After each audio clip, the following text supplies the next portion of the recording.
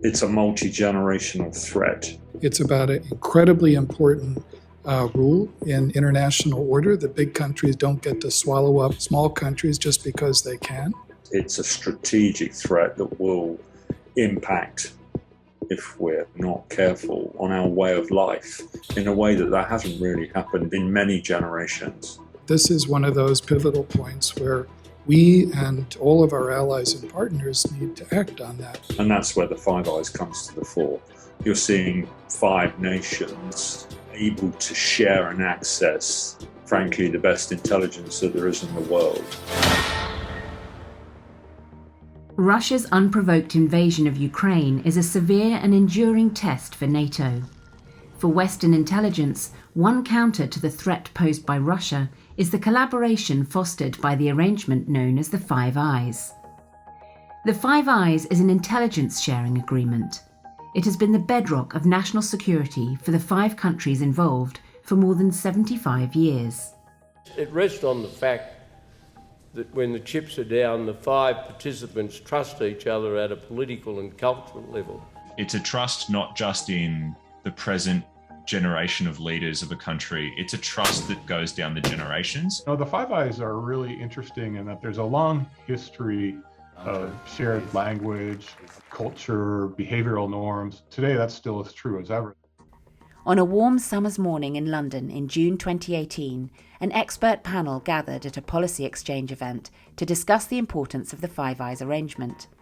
Among the panellists were 2 former prime ministers, a former NATO Secretary General, and a former US permanent representative to NATO. All were unequivocal about the importance of Five Eyes intelligence to the national security of their respective nations. When you arrive at your desk one morning and you are reading through the intelligence, and 1 or 2 bits of this intelligence are labeled at the top and the bottom Five Eyes. What that means is you stop whatever you're doing, you pause, you pay particular attention, and you read this very carefully. That's because Five Eyes is the gold standard in intelligence. But what exactly do we mean by the term Five Eyes? And just how did an intelligence sharing agreement that emerged from the closing stages of the Second World War become the foundation for much of the military cooperation we see today? With the rise of increasingly assertive rivals like China and Russia, the Five Eyes allies are preparing their militaries for an uncertain future. But can an arrangement forged to meet the demands of Cold War espionage adapt to new technological threats, to a world of cyber attacks, electronic warfare, and contested networks?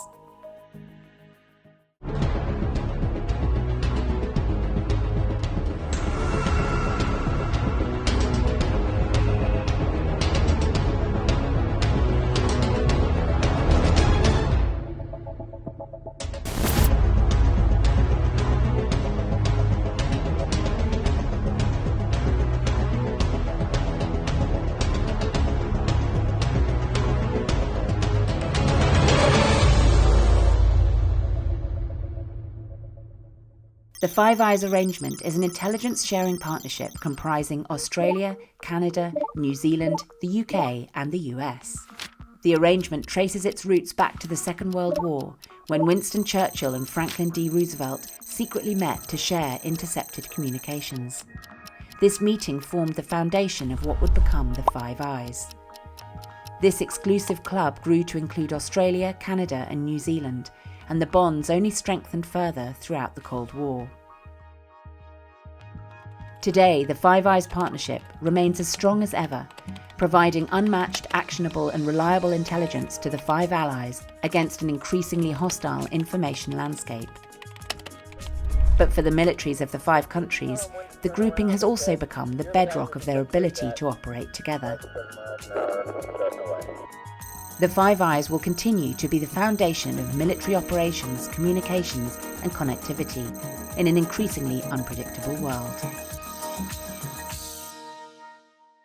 The original kind of nucleus of the Five Eyes partnership was on signals intelligence, but it obviously very rapidly moved to encompass other forms of intelligence. The core are the 5, what one might call the Anglo-speaking countries, that share common values, have supported one another through a number of international conflicts, and have a similar approach to the business of national defense and intelligence. It allows you to step that relationship from being fundamentally an intelligence sharing relationship to a relationship where you're sharing activity, whether it be capability, whether it be finance, whether it be access. You still come back to trust being at the heart of that. So how important is the Five Eyes? According to those in the know, the arrangement is a unique and special relationship. Five Eyes is the gold standard. Whether you're in the field as a serving United States military officer, whether you're at the Pentagon, or whether you're in the White House Situation Room, or whether you're at NATO headquarters, when you see Five Eyes, you pay attention.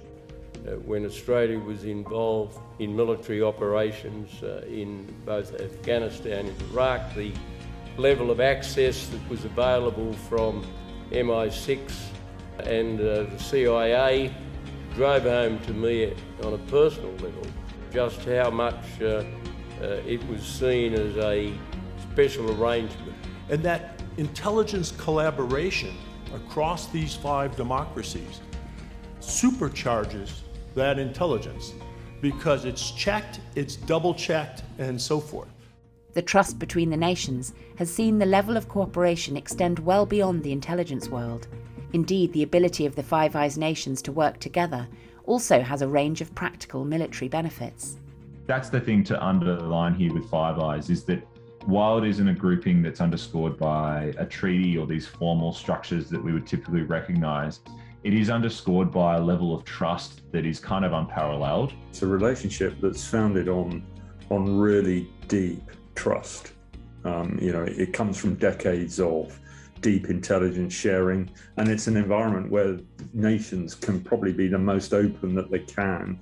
I think it's quite clear what they're trying to achieve in the original purpose, and that is to have standardization and interoperability of procedures, of terminology, and all of those things across the five countries so that they can work together more easily. So at the senior level, you had the richest conversations with a group of people within the Five Eyes context because of that trust and because you understood not just each other's perspectives, but also where they had strengths, but also where they had vulnerabilities. To the armed forces, where the relationships are equally deep and almost equally as long, it's not about sharing intelligence. It is really about the ability to work together. And so each of the armed forces have a huge range of working groups that look at specific issues of interest to them all. The benefit of such cooperation comes down to what those in the military call the force multiplier effect. In other words, if the militaries of the Five Eyes nations can seamlessly operate together, that would be greater than the sum of their parts. At the operating level, just being able to fuse multiple countries' militaries together obviously has an operational advantage in terms of bringing a greater scale of force to bear in a conflict situation. But kind of further upstream from that is, I suppose, in capability development, where countries are able to pool their resources, pool their knowledge in a way to achieve capabilities that can't realistically be achieved by single countries anymore. So we need the ability to flex and move and react, and that interoperability and being able to use each other's resources and leverage each other's resources and be a force multiplier for one another is the way that you're going to prevail. In terms of military, I think the first step is to have a shared awareness of what that threat is, and that's where the Five Eyes comes to the fore. You're seeing five nations able to share and access, frankly, the best intelligence that there is in the world. I think what's most important is to just communicate to our adversaries that we really do have this tight connection. That actually, I think, strengthens our deterrent posture with some of these potential adversaries like Russia and China. They shouldn't think about being able to act unilaterally against any one of us. that we're all going to be involved at some level. The reason it matters is because our peer adversaries are so sophisticated. We're not guaranteed to have dominance in all domains like we have in the past. But being able to operate seamlessly together, or achieving what the military call interoperability, comes with many challenges, even for the Five Eye nations. We have to agree on what are our shared CONOPS, what are the shared elements of the operational picture we want to share with one another, because we're allies, but not everybody shares every single thing we're doing. Given the threats that we're facing, particularly from Russia and China, there are a lot of other close allies that we need to bring into this kind of arrangement as well. And it would be mutually beneficial, I think, for all of it. So we have to decide what things are shared and what aren't shared and what we need from one another. We have to decide on essentially the medium of interoperability. The Five Eyes face a rapidly shifting strategic environment. The militaries of the Five Nations are preparing for this uncertain future through a new concept: multi-domain operations. What do we mean by multi-domain operations? The US and its allies are developing the concept to ensure tactical advantage on the future battlefield. The concept is also known as Joint All-Domain Command and Control, JADC2 in the US, or multi-domain integration in the UK. According to military commanders, in the event of any future conflict with rivals such as China or Russia, it is unlikely that our militaries will retain control over all elements of the battle space. Threats will be dynamic, occurring in each domain from cyber to space and across air, land and sea. Multi-domain operations will unite all domains in joint operations and deliver multiple simultaneous tactical dilemmas to an adversary. The concept will also allow coalition forces to work together more effectively. Interoperable systems will be vital to this success, enabling units to communicate effectively, no matter how contested the environment. The true source of battlefield advantage will come from our ability to sense, understand and orchestrate across domains at a tempo faster than the enemy. We are part of a joint and increasingly combined and allied endeavor to face the challenges presented by China and Russia. Russia's invasion of Ukraine has made the threat of peer warfare very real. For Five Eyes nations, multi-domain operations will be central to any future conflict, with communications and connectivity a crucial technological focus. But why has the need for decision dominance on the battlefield become so essential? Why should we care about multi-domain integration? One word: threat. The threat isn't diminishing. In fact, the security outlook is more perilous than it was 2 years ago. MDO solves problems presented by China and Russia through the application of three tenets: calibrated force posture, multi-domain formations, and convergence. And this means a digital force, software-defined, hardware-enabled. A force that harnesses pervasive sensors, resilient networks, cloud, and edge computing. One that applies machine learning and AIs to exploit data, support decision-making, and enable expendable autonomous systems and swarming. Ultimately, the U.S. Army will retain and expand overmatch with China and Russia through decision dominance, where commanders sense, understand, decide, act, and assess faster and more effectively than their adversaries. We all, especially in the Five Eyes, but NATO as well, recognizes the importance of operating together in this space. We realize that no one can do it alone in the information environment. Building wider networks of allies presents challenges. However, it's not just a problem to overcome, but can also bring a range of operational and technological advantages. As we double the number of things that are connected, we probably have a 4 times increase in effectiveness. And so the network is the full force multiplier. And so the more things we can bring together and the more data we can move around, the more successful we're going to be.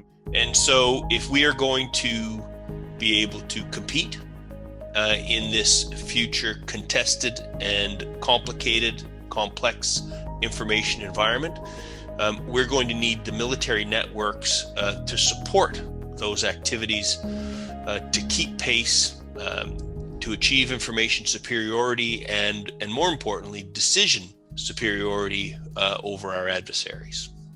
The next conflict probably isn't going to be won by whoever has the best ships or the best bombers or the best tanks. It's going to be won by whoever can process data most effectively. So how are the Five Eyes militaries adapting to this new world? One US Army effort is known as Project Convergence, a campaign of learning with situational awareness and connectivity at its core. This effort looks to solve the challenges of convergence and convergence-related problems through future warfare experiments and capability demonstrations. For example, Project Convergence 20 successfully digitally passed ground targets through an F-35 and vice versa to the ground to our various fire systems. We have a significant amount of momentum that we are starting to move forward as we get into speed range convergence, and really the big idea is how do we accelerate the OODA loop and the decision cycle. We continue to underscore that the future battle space is going to be a lot about robotics, a lot about autonomy, a lot about artificial intelligence. What's going to underpin that is our networks and our data. At the heart of the concept of multi-domain operations is the notion of a connected battlefield. But what does that actually mean? It's going to look a little bit like, cell phones that anticipate our routes and give me the right route to take to avoid traffic, because it knows if I'm going to work or if I'm going to school or if I'm doing something else. Interconnectedness and automation and predictive behavior is going to be the key. And again, this is all based on data, and having the right data at the right place at the right time is what's going to be the most important thing of the next conflict. Are we concerned about losing communications with our forces or deployed forces? And I guess the answer is yes. We always have been. And there are a number of things that we're trying to do to avoid that very situation. And of course, redundancy is one of them. Having multiple systems or layered systems that you can rely on to have primary, alternate, contingency, and emergency communications networks. What will this future operational environment demand in technological terms? With a growing threat to communications, there will be a strong need for reliable and secure gateway systems. To enable multi-domain operations, you're never going to get a sort of grand unified communication system where everybody uses the same technologies and they use the same transport layers. And so really what's important is gateway functions and functions that translate between one type of communication system and another type of communication system to allow that interoperability. And so common data standards, common communication protocols, standards amongst the Five Eyes and NATO nations are going to increasingly be important. And so we need to agree on the standards, both for security and for communications, and make sure that we're able to apply them to all the projects so that we can achieve success. When you start to scale and have millions of sensors and large numbers of soldiers, you can't have a person on the loop. This all has to be done in machine time, and it has to be done reliably, and whoever does that best is who's going to win.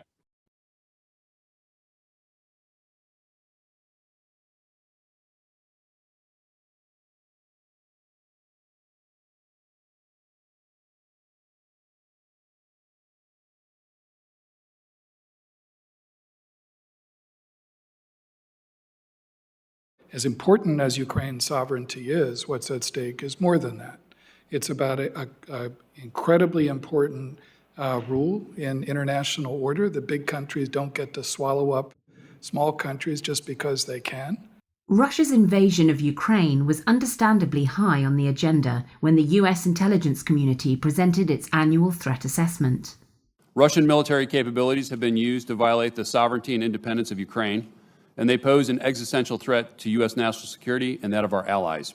Beyond its invasion of Ukraine, Moscow presents a serious cyber threat, a key space competitor, and one of the most serious foreign influence threats to the United States. The invasion has demonstrated Russia's intent to overturn the U.S.-led, rules-based, post-Cold War international order, expand its control over the former Soviet Union, and reclaim what it regards as its rightful position on the world stage. Russia isn't the only focus in this new strategic environment. The US regards China as a significant security challenge. Turning to China, it remains a pacing threat and major security challenge.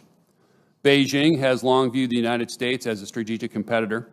China is capable of combining its economic, diplomatic, military, and technological power to mount a sustained challenge to a stable and open international system. It's a multi-generational threat, and it's a strategic threat that will impact, if we're not careful, on our way of life in a way that hasn't really happened in many generations. The challenge for nations is, what are you going to do about it? It's great to have the rhetoric, and we've seen quite a bit of rhetoric, but nations have to do difficult things to counter that threat to our way of life. In assessing the threats facing the Five Eyes and its allies, military commanders regard the cyber realm as a severe technological vulnerability. The thing about the cyber domain is how fast it moves. And the things that were yesterday's in the domain that only state-sponsored intelligence agencies could create, the things we call advanced persistent threats. Yesterday's advanced persistent threats, you can buy them for $20 on the dark web today. Offensive cyber does not have to mean highly complicated and advanced cyber. You can achieve quite a lot with a very low complexity attack. A distributed denial of service attack, for example, is not complex, expensive, or hard to do, but it can, at the right scale, have significant impact. And so it's very easy for individuals and even sort of criminal organizations to do things that only intelligence agencies could do just a year or two ago. Facing a rapidly shifting strategic environment, the Five Eyes allies have one crucial advantage: the game-changing technologies developed by their commercial sectors. The state of the art in many technologies, 40 years ago, it was the military.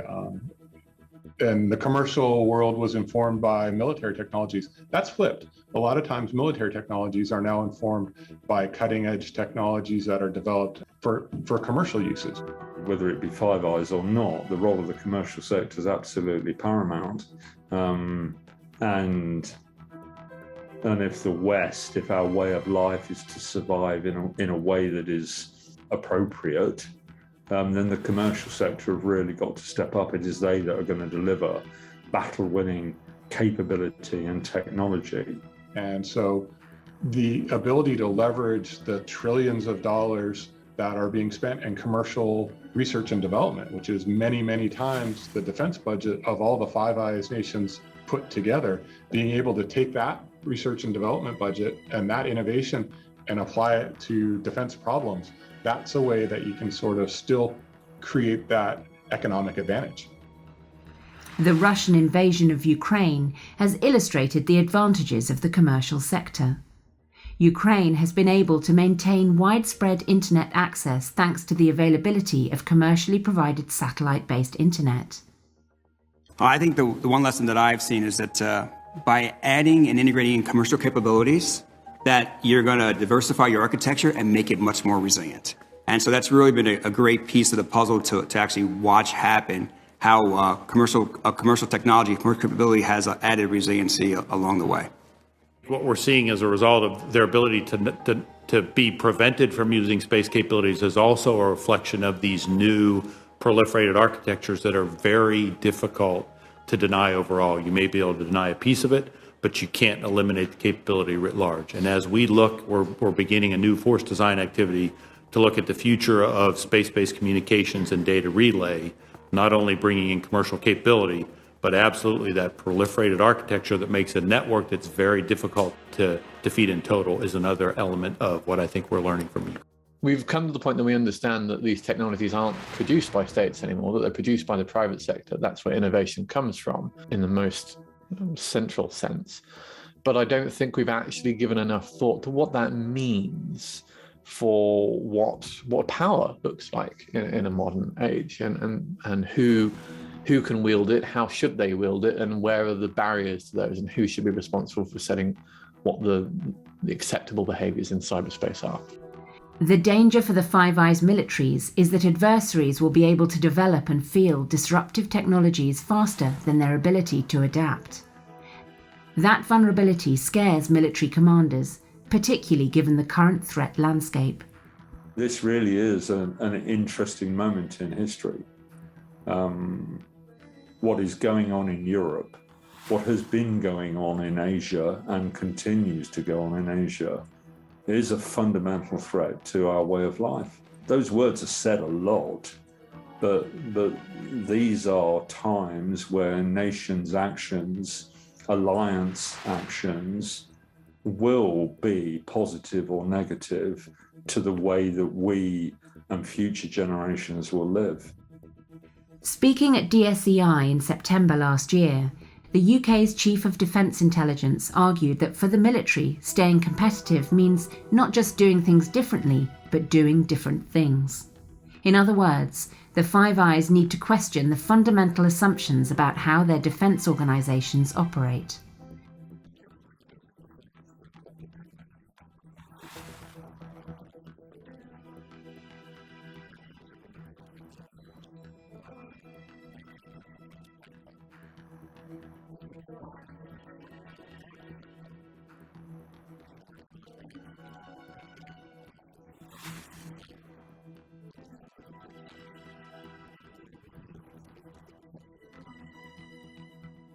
The bottom line is, in today's world, data wins conflicts.